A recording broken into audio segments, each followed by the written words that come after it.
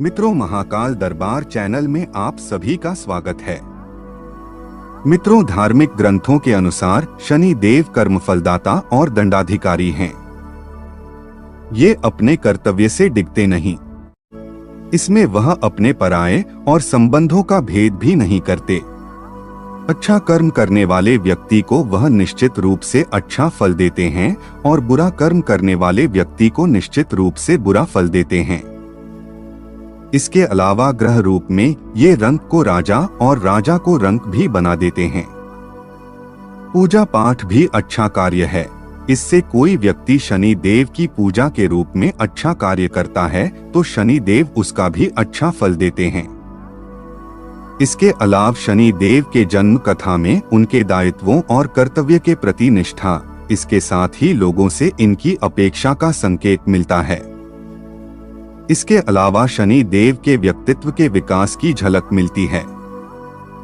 इसलिए शनि देव की जन्म कथा सभी को पढ़नी चाहिए। भगवान शनिदेव की जन्म कथा का धार्मिक ग्रंथों में अलग अलग वर्णन मिलता है।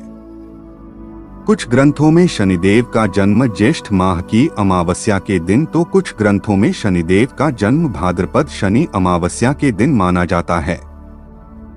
वहीं कैलेंडर में अंतर से दक्षिण भारत में यह वैशाख अमावस्या के दिन ही मना लिया जाता है। एक कथा के अनुसार शनि देव का जन्म ऋषि कश्यप के अभिभावकत्व यज्ञ से हुआ था, लेकिन स्कंद पुराण में शनि देव के पिता का नाम सूर्य और माता का नाम छाया बताया गया है। शनि देव की माता का नाम संवर्णा भी बताया जाता है। आइए जानते हैं पूरी कथा। शनिदेव के जन्म की कहानी के अनुसार राजा दक्ष की कन्या संज्ञा, कुछ जगह देवशिल्पी विश्वकर्मा को इनका पिता बताया जाता है, का विवाह सूर्य देव से हुआ था। संज्ञा सूर्य देव के तेज से परेशान रहती थीं। इससे वह सूर्य देव की अग्नि से बचने का मार्ग तलाश रही थीं। इस बीच दिन पर दिन बीत रहे थे। तब तक संज्ञा ने वैवस्वत, मनु, यमराज और यमुना नाम की 3 संतानों को जन्म दिया। एक दिन संज्ञा ने फैसला किया कि वे तपस्या कर सूर्य देव के तेज को सहने में सक्षम बनेंगी, लेकिन बच्चों के पालन में कोई दिक्कत न आए और सूर्य देव को उनके फैसले की भनक न लगे, इसके लिए संज्ञा ने अपने तप से अपनी ही तरह की एक महिला को पैदा किया और उसका नाम संवर्णा रखा। यह संज्ञा की छाया की तरह थी, इसलिए इनका नाम छाया भी हुआ। संज्ञा छाया को बच्चों और सूर्यदेव की जिम्मेदारी देकर तप के लिए चली गईं और यह राज किसी और को पता न चले, यह निर्देश भी दे दिया। संवर्णा के संज्ञा की छाया होने से सूर्यदेव के तेज से परेशानी नहीं होती थी। इस बीच संवर्णा ने भी सूर्यदेव की 3 संतानों मनु, शनिदेव और भद्रा, तप्ती को जन्म दिया। कहा जाता है, जब शनिदेव छाया के गर्भ में थे तो छाया भगवान शिव का कठोर तप कर रही थीं। भूख प्यास धूप गर्मी सहने के कारण उसका प्रभाव छाया के गर्भ में पल रही संतान यानी शनिदेव पर भी पड़ा। इसके कारण शनिदेव का जन्म हुआ तो उनका रंग काला था।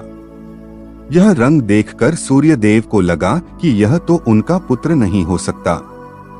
उन्होंने छाया पर संदेह करते हुए उन्हें अपमानित किया। मां के तप की शक्ति शनिदेव में भी आ गई थी। मां का अपमान देखकर उन्होंने क्रोधित होकर पिता सूर्यदेव को देखा तो सूर्यदेव काले पड़ गए और उनको कुष्ठ रोग हो गया। अपनी यह दशा देखकर घबराए हुए सूर्यदेव भगवान शिव की शरण में पहुंचे। तब भगवान शिव ने सूर्यदेव को उनकी गलती का एहसास कराया। सूर्यदेव को अपने किए का पश्चाताप हुआ। उन्होंने क्षमा मांगी, तब कहीं उन्हें फिर से अपना असली रूप वापस मिला। लेकिन इस घटना के चलते पिता और पुत्र का संबंध हमेशा के लिए खराब हो गया। मित्रों, यदि जानकारी अच्छी लगी हो तो लाइक करें, कमेंट करें और चैनल को सब्सक्राइब करना ना भूलें। जय श्री राम। हर हर महादेव।